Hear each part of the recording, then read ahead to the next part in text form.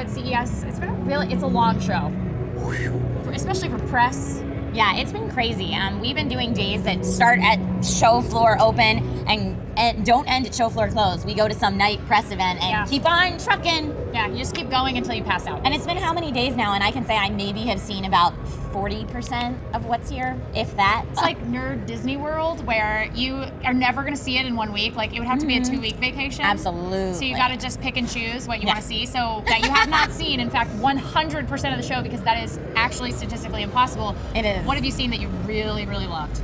Okay, so I had a lot of fun over in the tech zone area of the South Hall this year.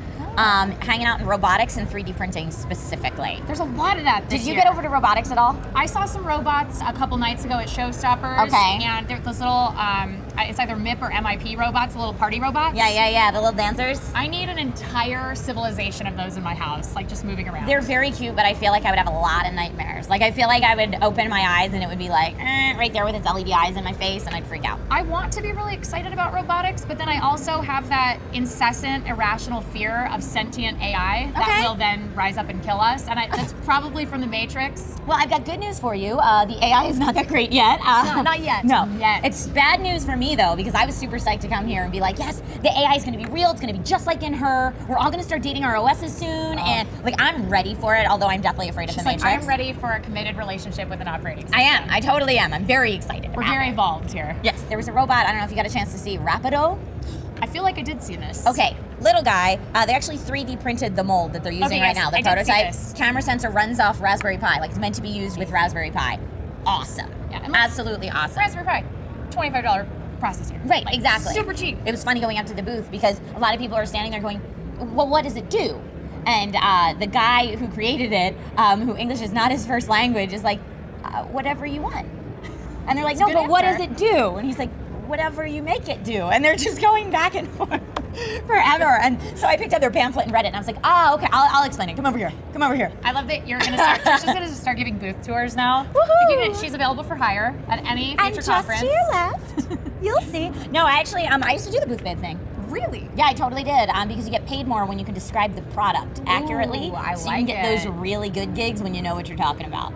That actually sounds like a pretty good racket. And because CES is industry only, it was a great way to get in before I was involved in the industry. That is also very true. That is very, very true. I kind of dig that. Yeah, that's awesome. It's a sweet way to get in. So it hurts me in the heart space a little bit when people like to make fun of the booth babes, because I'm like, hey, some of those girls really know their stuff. Don't discount them because they're ladies. They're trying to get into the industry any way they can. Maybe they are. They're really into technology. I'm going to keep that in mind. Yeah, some of them definitely aren't. Some of them are just here to get a paycheck. But some of them really are. And you know what? Some of them just need to put themselves through med school, right? And we can't have them on a pole.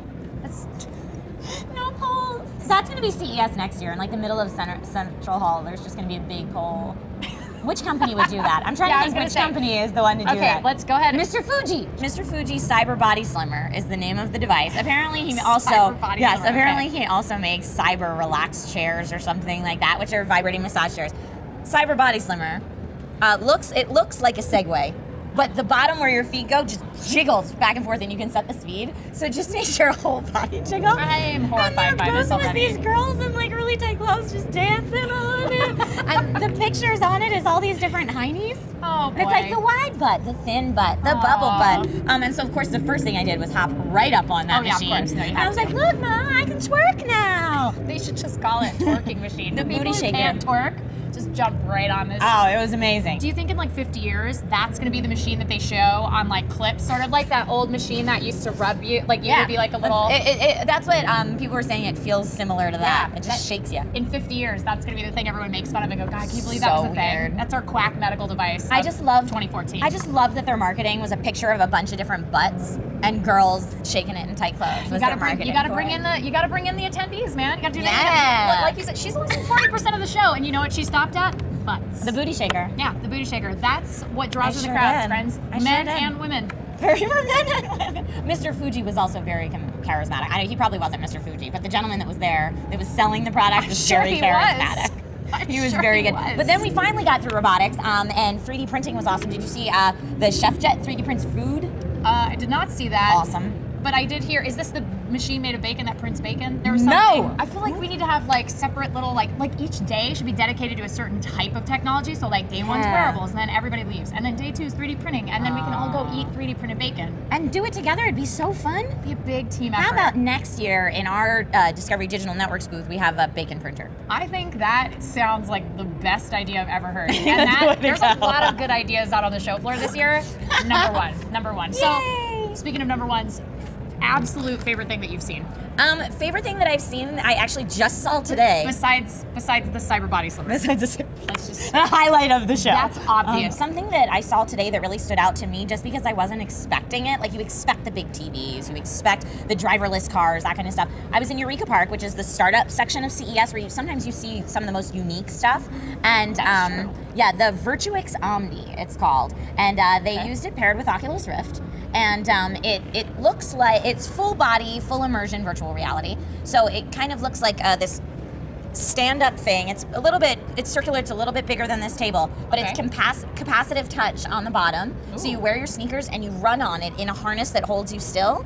And so you're just like your shoes are sliding on it, but it can be used with any PC game now. Okay, so which game would you play? And they had it demoed with Half-Life. That's pretty good. But yeah, with anything. So like, this guy's got a gun and he's literally running and shooting and running and going to the side and backing up. And you know, it's like people say, oh, well, if you want to exercise while you're gaming, get the Wii. But this is something that like legitimately, like I get scared. When I get scared, I run. And I hate working out. Yeah. But like that would be a way to get me to be active. I like for sure. We'll put you in there and we'll turn on Doom 3. Yeah, like screw these fitness bands. That's not it. You stick me in Doom 3. Put me in a tube with Doom 3 on. Yeah, and they're also saying the other thing that was really cool about it is they were saying it was going to retail for right around $450. It's cheap. It's Kickstarter right now, but that's like legitimately something you could get in your home. Yeah, like it's not like a 110-inch curved OLED television. Well, you're going to get that in your home anyway. I'm going to have to sell so many kidneys for that.